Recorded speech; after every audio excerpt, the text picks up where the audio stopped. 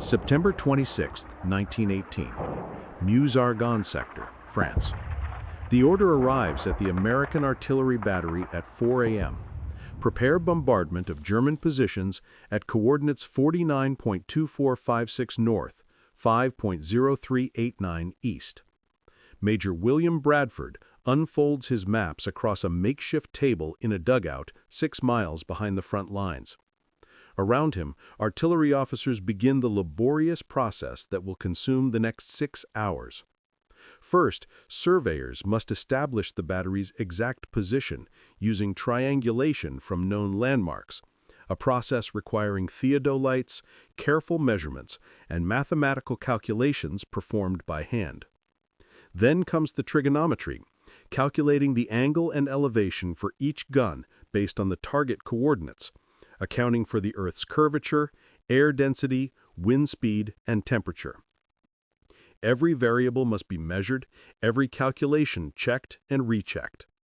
The guns themselves, French-made 155mm howitzers, sit in permanent emplacements constructed over weeks, their positions fixed, their fields of fire predetermined.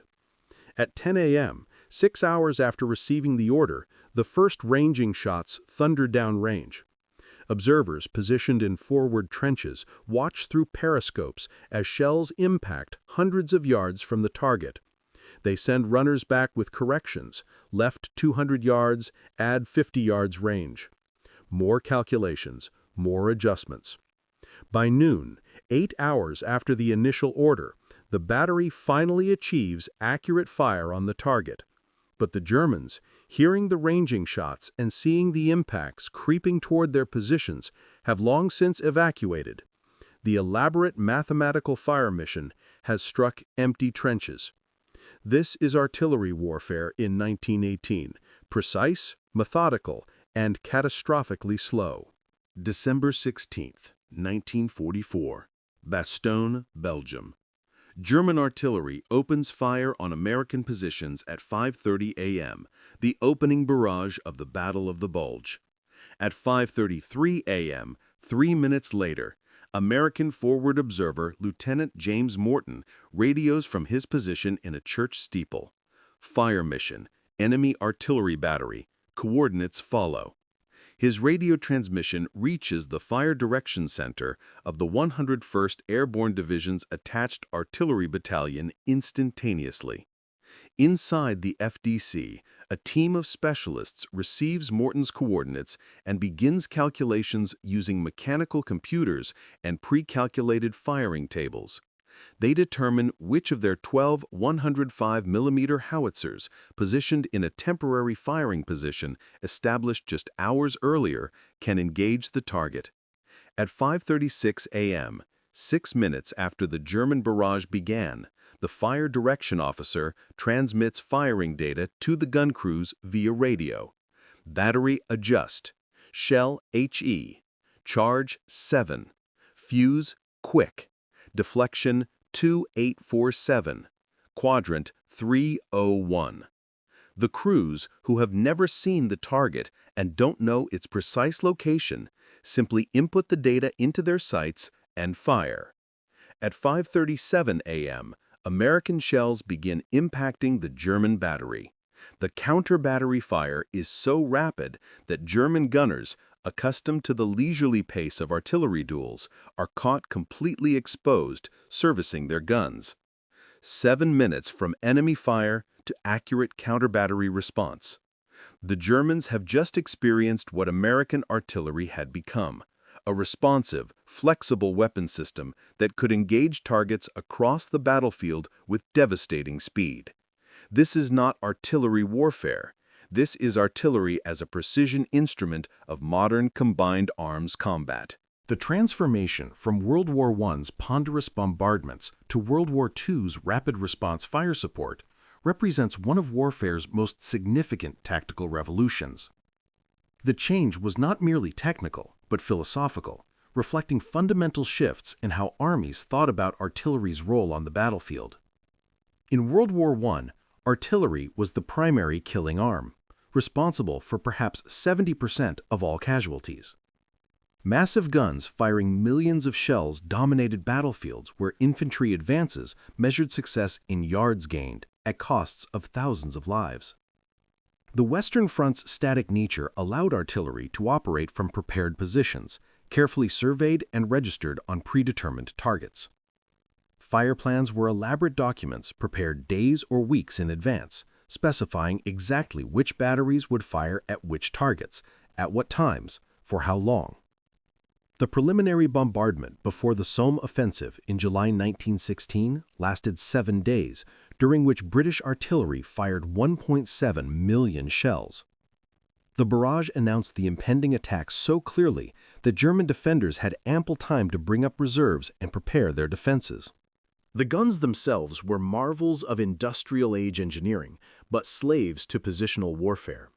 Heavy howitzers like the German 21-centimeter Morser or the British 9.2-inch howitzer required elaborate platforms, constructed over days or weeks, that locked them into specific positions. Moving these guns meant dismantling positions, transporting multi-ton pieces over cratered roads, and rebuilding firing positions at new locations, a process measured in days or weeks.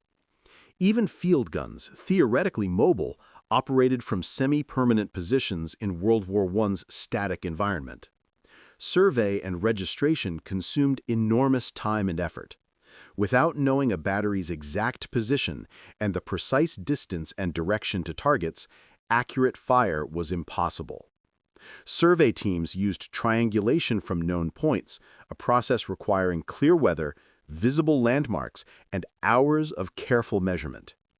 Registration, firing ranging shots to calibrate guns and determine actual impact points versus calculated points, revealed the battery's position to enemy counter-battery fire. Many batteries were destroyed during registration. Fire control was decentralized and primitive. Forward observers in trenches watched shell impacts through periscopes or binoculars and estimated corrections. Left 50 yards, add 100 yards range.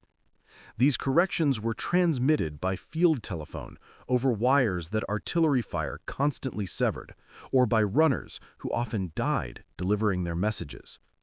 The process of observing fire, transmitting corrections, calculating adjustments, and firing again could take 30 minutes per iteration. Achieving accurate fire on a target often required hours of adjustment. Weather complicated everything. Wind speed and direction, air temperature, barometric pressure all affected shell trajectories.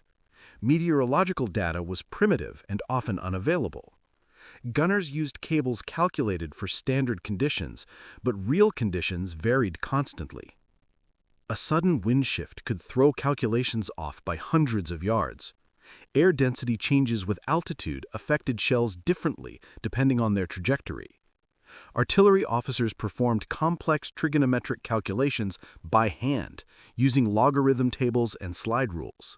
A single fire mission might require hundreds of individual calculations, each opportunity for error to compound.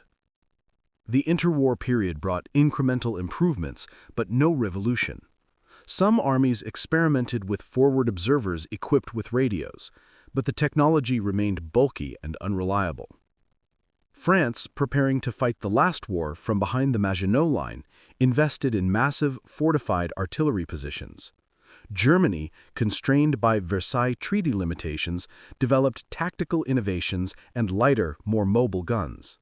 The Spanish Civil War and early World War II campaigns revealed that modern warfare demanded artillery responsive to rapidly changing tactical situations. The German invasion of Poland and France demonstrated that mobile warfare made World War I's methodical artillery preparation obsolete. Blitzkrieg tactics required artillery that could displace rapidly and engage targets within minutes rather than hours. The transformation came from multiple innovations converging: radio communications, mechanical fire control computers, improved survey techniques, and new tactical doctrine. The American artillery system that emerged by 1944 represented the most advanced integration of these elements. Radio communications eliminated the delay and vulnerability of wire communications. Forward observers equipped with SCR-610 radios could transmit fire missions instantly to fire direction centers. The radio link was nearly instantaneous and immune to artillery fire that severed telephone wires. Fire direction centers revolutionized fire control. Instead of each battery calculating its own firing data, a centralized FDC received all fire missions, determined which batteries could engage, calculated firing data using mechanical computers and pre-calculated firing tables, and transmitted data to gun crews. This centralization enabled much faster response and allowed multiple batteries to engage single targets. The M4 and M9 directors were mechanical analog computers that automated much of the trigonometric calculation required for artillery fire. Operators input target coordinates, gun position, meteorological data, and ammunition type. The computer mechanically calculated deflection and elevation, eliminating minutes of hand calculation and reducing errors. Survey techniques improved dramatically. Flash ranging and sound ranging, developed late in World War I, matured into reliable methods for locating enemy batteries. Flash ranging used triangulation from multiple observation posts to locate enemy guns by their muzzle flashes. Sound ranging used microphone arrays to triangulate guns by their sound signatures. Both techniques allowed counter-battery fire without revealing friendly battery positions through registration. Meteorological data became sophisticated and widely available. Weather balloons launched regularly, collected data on wind speed and direction at various altitudes, air temperature, and barometric pressure. This data was processed and distributed to batteries, dramatically improving first-round accuracy. Pre-calculated firing tables eliminated much calculation during fire missions. Tables specified exact elevation and deflection for standard ranges and conditions. Corrections for non-standard conditions could be applied quickly using simple additions rather than complex trigonometry. The guns themselves were designed for mobility. American 105 and 155 mm howitzers could be towed by trucks, positioned in temporary firing locations, and displaced to new positions within hours. This mobility allowed artillery to remain close to advancing infantry, providing continuous fire support. The time-on-target technique represented the pinnacle of World War II artillery coordination. Multiple batteries from different locations would calculate firing solutions such that all shells impacted the target simultaneously, despite different flight times.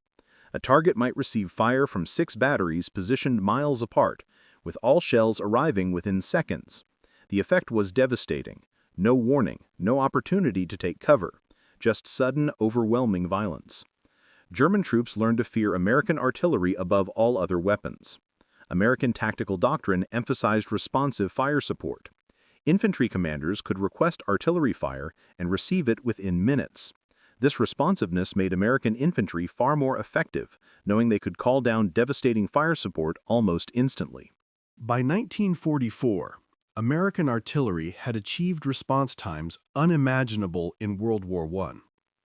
A forward observer could identify a target and have artillery fire impacting within 3 to 5 minutes under ideal conditions. Compare this to World War I's hours of preparation, and the tactical revolution becomes clear. The Battle of the Bulge demonstrated American artillery superiority dramatically.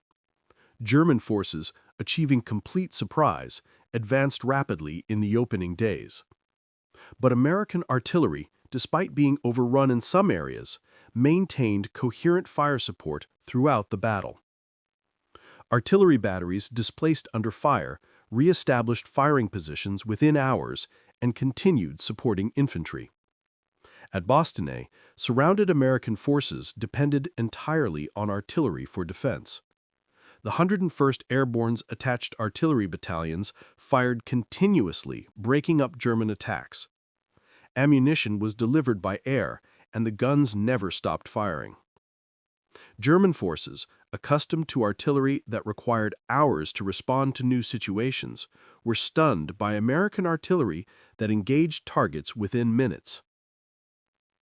Counter-battery fire became a precision art. American sound-ranging and flash-ranging units located German batteries, transmitted coordinates to FDCs, and had counter-battery fire impacting within 5 to 10 minutes. German batteries attempting to support their infantry found themselves under devastating fire almost immediately. The psychological impact on German forces was profound. Veterans of the Eastern Front, where Soviet artillery was massive but slow to respond, found American artillery nightmarishly responsive. Call for artillery support, and within minutes, shells were impacting with accuracy that seemed impossible. German after-action reports consistently cited American artillery as the most difficult weapon system to counter. Its speed, accuracy, and volume of fire negated many German tactical advantages. The contrast with World War I was absolute. In 1918, artillery announced attacks days in advance with preliminary bombardments. In 1944, artillery supported attacks with minimal warning, firing intensive barrages immediately before infantry advanced. In 1918, artillery engaged predetermined targets according to inflexible schedules. In 1944, artillery responded to targets of opportunity within minutes. In 1918, artillery was the battle. In 1944, artillery supported the battle. The transformation from primary weapon to support weapon paradoxically made artillery more effective. By responding to infantry needs rather than following predetermined plans, artillery multiplied infantry effectiveness enormously. The numbers tell the story. World War I artillery preparation, 6 to 12 hours typical, 7 days for major offensives. Registration, 2 to 4 hours. Fire mission response, 30 to 60 minutes. World War II artillery response, initial fire, 3 to 5 minutes. Time on target coordination, 5 to 10 minutes. Counter battery fire, 5 to 10 minutes from detection. Displacement to new position, 2 to 4 hours. The 100-fold improvement in response time represented a qualitative change in warfare. Artillery had evolved from a ponderous siege weapon into a responsive element of combined arms teams. Modern artillery inherits this World War II revolution. GPS-guided shells, digital fire control computers, and advanced communications have continued the trend toward faster response and greater accuracy. But the fundamental transformation from positional bombardment to responsive fire support occurred between 1918 and 1944. The German Wehrmacht, which had pioneered many tactical innovations, never achieved American levels of artillery responsiveness. German artillery remained excellent but lacked the systematic integration of radio communications, centralized fire direction, and responsive doctrine that characterized American practice. Soviet artillery, massive in scale, remained relatively slow to respond throughout the war. British and Canadian artillery, sharing American techniques and often American equipment, achieved similar capabilities. The American system, refined through North Africa, Sicily, Italy, and France, reached its peak in 1944-45. Artillery officers who had practiced these techniques for years operated with a precision and speed that seemed magical to observers. Today's military professionals study World War II American artillery as a model of effective integration of technology, doctrine, and training. The principles established then, centralized control, decentralized execution, responsive fire support, remain fundamental to modern artillery practice. The revolution from hours to minutes, from positional to mobile, from scheduled to responsive, represents one of World War II's most significant but least celebrated tactical transformations. Artillery that once announced attacks days in advance became artillery that responded to enemy movements within minutes. The difference decided battles and saved countless American lives.